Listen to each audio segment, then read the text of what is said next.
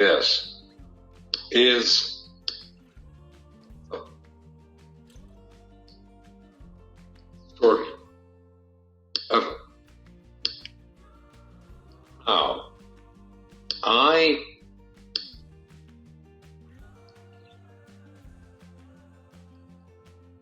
back to the land of the living. Hi, I am Jan. I almost died a year ago. This is the story of how I came back to the land of the living.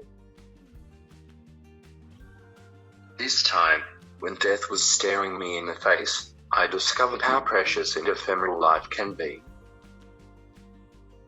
My life as a non-speaker at the severe end of the spectrum has never been easy, but its twists and turns have enabled me to see things from a new perspective and appreciate the gifts they bring.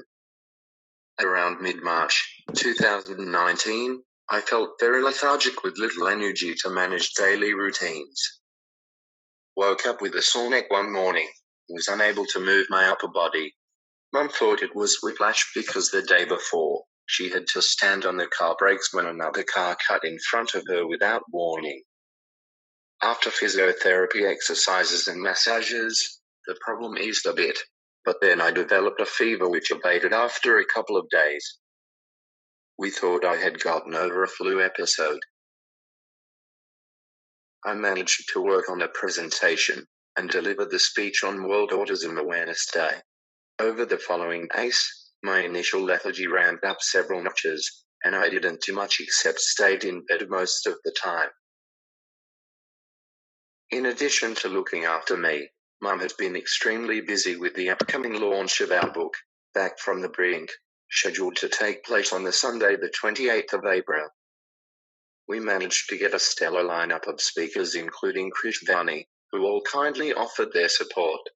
As the launch was the culmination of the work we did for the past 6.5 years, we had looked forward to the event with great anticipation, and thought we'd make a beeline to the medicos afterwards. Fate intervened and saved my life. My sister had flown back from the US on Saturday morning, and hours later came to see us. With a medical background, she did some tests on my reflexes, then rang the ambulance to take me straight to hospital. After blood tests, ultrasound and CT scans, the results came back revealing several large abscesses the size of oranges in my brainstem and midbrain. I was diagnosed with Lemierre's syndrome, severe bacterial infection that causes abscesses with the release of toxins, and it had spread to my brain and was literally devouring it. The disease was in advanced stages, with high chances of being lethal. I was promptly transferred to the Alfred where neurosurgeon Mr. Rick Martins scheduled an emergency operation at 8 a.m. the next day. It would be Sunday the 28th of April. He informed my family that he would do his best with digital technology and equipment, but would not guarantee best outcomes. As luck would have it, Mr. Martins' extensive experience of similar cases working in South Africa. There could not be a better neurosurgeon for my care. I was in OR for over 5 hours. In the meantime, at my insistence, the book launch went ahead. I watched what was an incredibly moving event afterwards, as the speakers talked about how the book had made an impact on them. A pre-recorded speech from me was also well received. Mum proposed and led a prayer for my recovery. I feel certain that the well wishes and positive energy from the people at the book launch as well as others in our social network helped in my journey towards healing. The neurosurgical ward at the Alfred became my second home for the next month, as I struggled to literally get back on my feet. At first, I couldn't even sit up, let alone stand, and had to be fed intravenously, later through intubation, as my swallow reflex all but disappeared. With numerous tests, scans, additional operations, massive IV doses of antibiotics and another 10 medications as well as allied health programs, I was sufficiently recovered to go to rehabilitation at the Royal Talbot Hospital on the 27th of May, 1 month later. Rehab was not a bed of roses, but I was alive, and finally out of danger. Somehow I managed to summon all my strength and fortitude to push through the physiotherapy, OT and other regimes that helped get me back on my feet. I was encouraged by the allied health team who did a great job with designing a personal training package. So I played ball by doing more than they asked and was rewarded by their smiles of approval. I also ate enormous amounts, triple helpings of everything. Fantastic to once again savor every morsel at meal times, with real food and real eating, with the return of my swallow reflex. I had lost around 17 kilograms, a quarter of my body weight. 3 weeks later, I became well enough to walk out the door of the Royal Talbot Hospital to go home. Except for physical weakness and motor coordination problems as my brain was still recovering, I was reasonably alert, best of all, able to type to communicate. Imagine that you almost died and had to go through enormous challenges in coming back to life, but without any guarantee of the quality of life you'd come back to. Naturally, you would develop a new outlook on what life means. Hospitals can be very challenging for people on the spectrum, especially those with high anxiety, hypersensitivity and overload issues.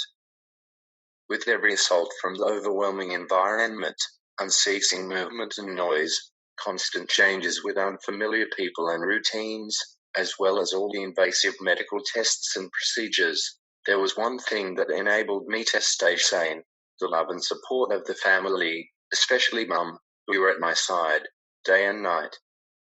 One of the unexpected outcomes was participating in a project at Royal Talbot on how to improve patient care for people on the spectrum, especially those without speech. Hospitalisation was harrowing, and I often needed to deal with the enormous overload by frequent showers. However, the ward staff didn't understand that showers helped to calm my overheated nervous system. They thought I only needed to shower once a day, and prohibited my use of extra showers. Since it was hard to use other means to manage my overload, this restriction caused untold distress and anxiety. To facilitate the healthcare team in their service delivery, I subsequently designed a poster with a template from the AAMC to discuss ways of managing anxiety, with tips on sensory overload and other challenges. I felt immense privilege to be able to use what I went through to help others like me with hospital stays. In October, I was invited back by the Neuropsychologist, Dr. Sarah Hall, to participate in a training video to facilitate the care needs, challenges and their management strategies of autistic patients in hospital. After the miracle of healing from my brush with death, I am grateful for the gift of life. When I went back to the Alfred for follow-up the week after leaving Royal Talbot, Mr. Martins was astounded to see me not only walk into the consulting room, but able to type to talk to him as well. We thanked him profusely for saving my life, and did not hesitate when he suggested a photo, as in his experience, the rapid recovery in my case was very rare. We also took a photo with Dr. Zal, the infectious disease specialist, who played a huge part in saving my life as well. In Mr. Martin's opinion, I was not quite ready to go back to uni, but I wanted to prove him wrong by giving it my best shot. A month later, I started semester 2 with 2 units, Sociology and International Development. Although class attendance was tiring in the busy environment of uni, I became stronger as the semester progressed. I also thrived in the intellectually stimulating atmosphere. Very proud that not only was I able to complete both units, but got distinction and high distinction results for my efforts.